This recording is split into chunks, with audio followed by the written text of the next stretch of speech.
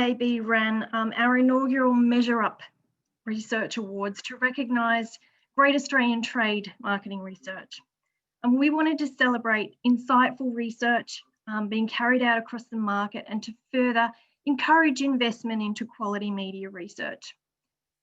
These awards were enthusiastically judged by the MFA Interactive Committee.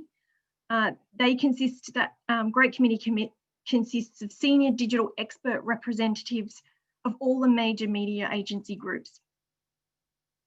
The winners of the 2 categories were announced at the opening of MeasureUp yesterday. Today, I'm really pleased to introduce the winner of the Best Advertising Effectiveness Research Study, Playground XYZ, to present highlights from their winning entry, Attention Time, Redefining How Marketers Measure and Optimize Ads in Real Time. The judges described this research as an innovative and exploratory piece of research that increases understanding of the science behind user attention and has found new ways that these insights can be implemented in real time on media buys. I'd like to welcome you now, welcome Rob Hall, the CEO of Playground XYZ, who's going to give us a glimpse of these insights from his award-winning study. Welcome, Rob. Hi, Natalie. Thank you very much for having me. Pleasure. Can you hear and see me okay? I can see you today. Would you like to take the screen and take us through your research? It'd be a pleasure. Let me do that right now. Okay. Perfect. Yeah, hopefully you can see my screen. Yep, can do. Great. You can see my screen? I can. Do you want to put in presentation mode? Can you do that? I think I have. Oh, yeah, okay, this one. Okay, wonderful. Now, perfect. Thank you so much for having us. I'm really excited to share what we learned here. This has been a really interesting journey for us. What started off as a piece of research, it's actually changed the whole course of our company. And we've actually sort of moved into this space now where we're into measurement and optimization of ads. And our legacy was all about rich media. So it's quite a pivot, and the team and I guess our objectives have changed massively as a result of these learnings. So I guess the first thing is, you know, the background to all of this is this kind of premise called the attention economy, where really it's all about how advertisers are basically fighting for share of mind. You know, society, we have more devices and more content on those devices, more information, and as a result, more ads than ever before. As humans, we have fixed, or some say declining, attention spans. And the result of that means that there's a thing known as an attention deficit in the middle. As advertisers, we're fighting for that attention deficit, and that very fight sort of manifests itself in this phrase known as the attention economy, the treatment of attention as a kind of valuable and scarce commodity. So we all want attention on our ads, and we started thinking, well, what does that mean? And does attention mean viewability? Is viewability, you know, a good proxy for attention? And yes, it is okay, but it does have some, it does leave some things to be desired. So the challenge with viewability is that while an ad can be on the screen, it can also be on the screen and not seen. And I think that we forget sometimes that viewability is really the opportunity to see, not being seen itself. So all of these thoughts are percolating in our minds as we sort of enter this research. We thought really what we're after as advertisers and marketers is what we're going to call a metric we're calling attention time. The length of time in seconds someone actually looks at your ad. Now, the interesting thing about attention time is it obviously goes a level deeper than viewability. And we thought that that was really what we wanted to understand with our research here. So here's our study. We have basically 3 key hypotheses and 3 associated projects. So the first one is that it's possible to measure attention time at scale. That in itself is a big challenge because, yep, you can go and do eye tracking research. You can get 30 people into a lab pretty easily. It costs you a bit of money, but it's possible. You can put on eye tracking headsets and do that stuff. But to really make a difference and understand attention, we knew that we had to make the measurement scale across millions or billions of impressions. So that project one was basically, can we build an AI that can tell us how long someone's looked at an ad out on the World Wide Web? Pretty exciting. Second hypothesis was that attention time is a more powerful driver of brand outcomes than viewability. So, back to the start, if there's no difference between what viewability does to awareness, recall, etc., then what attention time does, then there's no point doing this project. So we needed to bed that down. So for that project, we did a series of brand studies, and we'll show through those results. And the last one is that we can actually intervene in programmatic media buying and optimize to attention time. Again, it's nice having stuff that's kind of academic in the sense that, more attention time equals more X. But if we can't do something about it in this brave new world of programmatically traded media, it's 2020. You don't want a report to walk over and make manual changes. You want all these things to happen in real time. So that was our third thing. And to sort of prove or disprove that, we built a system that allowed us to selectively buy impressions to maximize attention time. Right, so into the first section. This is the first project, as I mentioned. So the first thing was we wanted to build a way to measure attention time at scale. And to do that, we looked at AI as artificial intelligence-based techniques for measurement. Now, with all AI, you need to basically feed it a heap of training data. So the first step for us was figuring out how we get reams and reams of eye tracking data. Like I mentioned before, if we wanted to do that through a lab with headsets, would have cost us a lot of time and money to get enough training data. So instead, we went and built our own proprietary web browser. And by that, what I mean is it's an app that lives on people's phones. Think of it like Chrome or Safari, but in our web browser, we recruit people to it with the help of Kantar and other recruitment houses. And we recruit people to it and we say, look, we want you to browse the internet through our app, and we're going to conduct eye tracking research. We're going to use the front-facing camera on the phone, triangulate back to your eyes and then to the screen. So kind of like trigonometry from the phone to the eyes back to the screen, and figure out where you're looking. And we're going to get you to browse the internet, so real people browsing real websites with real ads on them, and we're going to track where you really look. And importantly, how long you look at ads for. So this in itself was a huge piece of work. We had to build a whole piece of, an eye gaze model where we had to train the AI to understand where people are looking. But having done that, and this is now, on mobile and on desktop, so we have a desktop version of this too. Now we had that. Now that's the data coming in, but what we're collecting is where you're looking for how long. But how does that help an AI do stuff in the real world? Well, in addition to where you look, we also collected these 40 other data signals. So every single attribute on the page and every single thing that the user was doing, nothing's private, PII or personally identifiable, but it's all these things like how fast are you scrolling, how long is the page in pixels, how many words are on that page, how many ads are on that page, what are those ads for, what's the page for, how big are the ads, how small are the ads, etc., etc. Now consider these 40 variables, and the 41st variable is the camera data of where you're looking. Well, we fed all of that 70,000 times into a convolutional neural network. So a CNN is basically a machine learning tool, so part of the AI framework, a learning tool that says, hey, we want to understand relationships. So we gave it a problem and we said, in the real world AI, you're going to have 40 out of 41 of the available data signals. You'll have all of that stuff about what the consumer's doing on the page, but you won't have the camera data. And how well can you reconstruct the act of looking with 40 out of 41 of those available signals? And it turns out pretty good.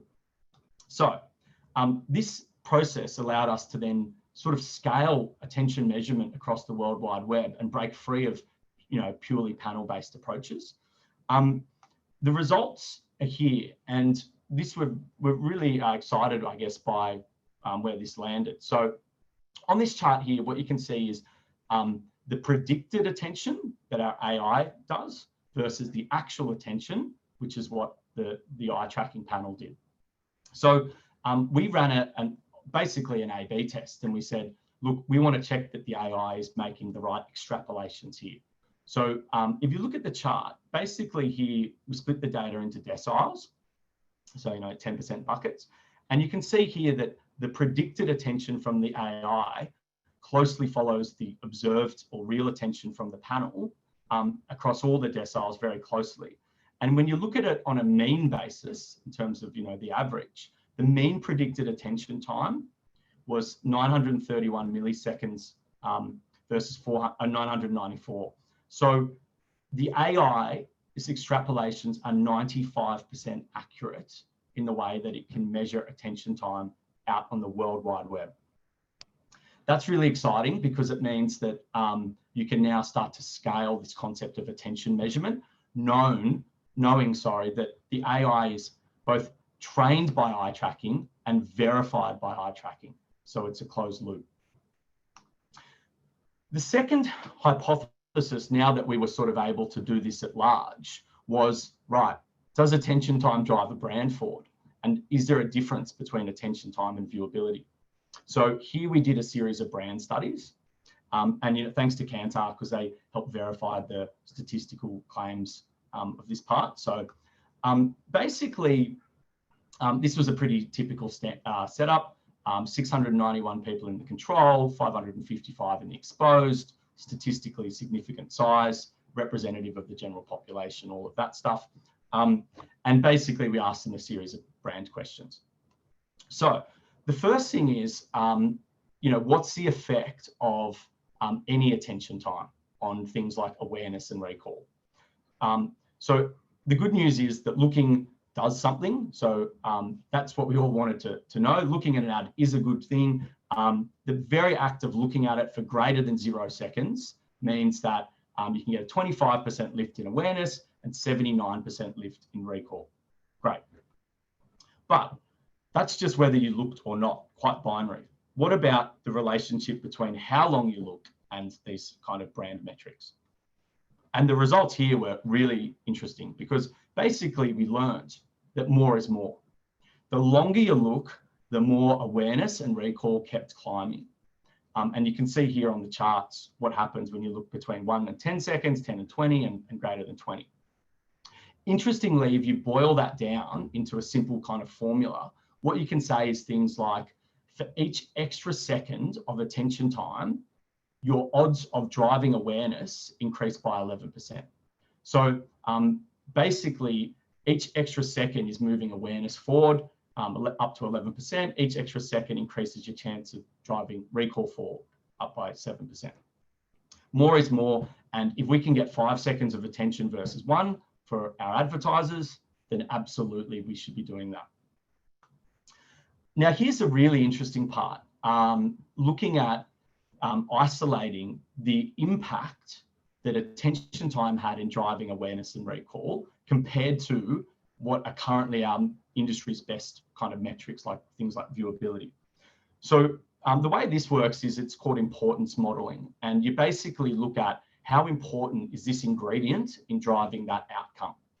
Attention time came out radically higher than anything else. In terms of awareness, it came out at 7.5 times more important at driving awareness than viewability is. 7.5 times. And then in terms of recall, it's 5.9 times more important than driving recall than viewability is. So it was evident when we got these results in that attention time is a hugely powerful metric, that if we can optimize just that step further than viewability and go to attention time, we're going to get really big sort of tasty gains when it comes to awareness and recall. Now, the third thing was all about, can we intervene, in media buying and actually make a difference? Because again, these things are okay when they're academic, but you kind of want to do something about it. And For that, we built a way that we hypothesized that we could build a way to actually intervene in an ad auction, in an auction, and filter out the impressions that we don't want to buy in an attempt to drive the attention time up. So interestingly here, basically, if you think about this in the previous steps, I showed that how the AI can measure attention now out on the World Wide Web. Well, what we started observing was that there was a lot of variance occurring at an article level. So the same creative got radically different attention on different articles. Publisher had a role to play, certainly. Placement has a role to play. Format has a role to play. But article is a key driver of attention time. And, Jess was talking before about things like context. Well, we're absolutely sure that context is playing a big role in determining the attention an ad gets. So having observed a wild variance of attention time on different article URLs, we started to think, well, let's rank these URLs top to bottom and create segments. Let's group all of the large attention URLs together, all of the medium attention URLs, and all the small attention URLs. And we did just that. And as I said before, our goal was let's target the large ones and see if attention moves up as a result. And on campaign 1, we achieved a 32% lift in attention time. So, starting off at about 3.25 seconds and ending up at about 4.25. So that was great. In campaign 2 was even stronger, and there's a 54% lift over the course of the campaign by doing this real-time optimization from just over 4 seconds up to just under 6.5. The latest stuff we're doing now, we're getting up to 100% lift in some cases. And as I showed before, that lift makes tangible difference to brand metrics. So this is all kind of worthwhile in our opinion. Lastly, just in terms of the impact of the research, it's been, like I said, quite a journey. Really, when I look back on it, we never knew that we would come out in this sort of space. It's fascinating, but really attention time in our mind has kind of become a metric that we'd associate with quality. So, I think the space will shape up that on one side of the ledger, you're going to have, all of the quantity-based stuff, all about brand safety, human traffic, human brand safe. We measure 100% of impressions. We make sure there's no fraud, and we make sure it's viewable. But on the other side of the ledger, we sort of think there's a space for a quality metric. And quality is all about how long did that person look at your ad and what was the outcome. So attention time is quite exciting there. In terms of, it's a really great metric for ad relevance, we think. So it talks about that creative's resonance to that consumer on that page. And it factors in their relative appetite for that creative. So it captures ad relevance really well. It's very human-centric. So it's all about how long someone chooses to spend with your ad. Viewability can be spoofed by making sticky placements and stuff. Attention can't. It's identity independent. There's no cookies in any of this. So it's going to scale. JJ and the guys were talking about a cookieless future. People talk about that a lot. This is a cookieless approach to improving performance. It's highly predictive of brand outcomes, 7.5 times more powerful than things like viewability, and you can optimize it. So it's pretty exciting. A bunch of brands are part of this study and have come on this journey with us, and working with a heap of them around the world now, US, UK, and APAC.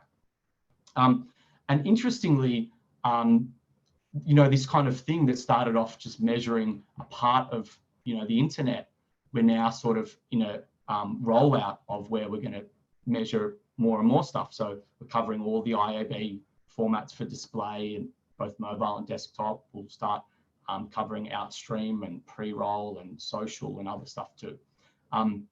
So yeah, like I said, we're on a bit of a journey now to measure and quantify attention across the internet. And it's been exciting, and thanks Kantar for their help with the research paper, and all the brands and agencies, the IAB and the MFA for the judging and the awards and having us today. The next round of trials starts soon. We'd love to chat to people if you're interested. Thanks so much, Rob, and congratulations again to you and the team. Just, I guess, a couple of things if you can comment on to finish us off. Such an innovative study, and you've got 3 big projects there all in one.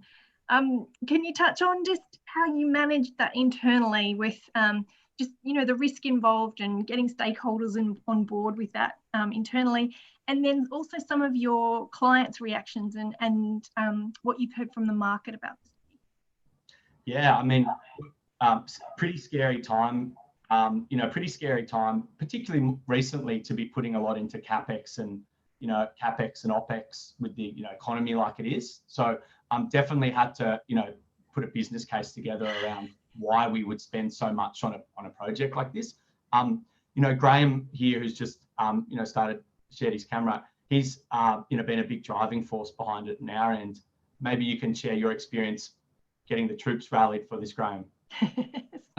Well, I think the engineers loved the challenge, so we built a mobile game so that we could collect enough training data for our eye gaze model. So I guess we're lucky to have a lot of multi-skilled ninjas who can jump from one project to the next, and I think that's our key strength as an organisation, solving totally different problems, whether they're data and mathematical problems or creative and user experience problems, bringing it together into a pipeline to deliver this type of outcome. Awesome. In terms of the client stuff, Natalie, so yeah, I mean, some lovely sort of feedback coming from those guys, particularly those that part of our white paper, and saying stuff like, this is the type of thing we've been looking for. Viewability was always, it made sense in a hygiene perspective, but it doesn't get us that security we want, that someone actually paid attention and that I'm actually, punching above my weight than my competitors. Viewability, you can put a McDonald's ad and a KFC ad on the same page and they can have the same viewability score, but the attention might be very different. And so attention time is drawing out a nuanced results and insights that viewability sort of can't, and that's what they're excited about. That's great. Thank you both for sharing today. Congratulations again. We're going to post the link to the white paper there so that people can have a further look at the results. But thank you so much for joining us. Absolute pleasure. Thanks for having us. Yes. Bye-bye.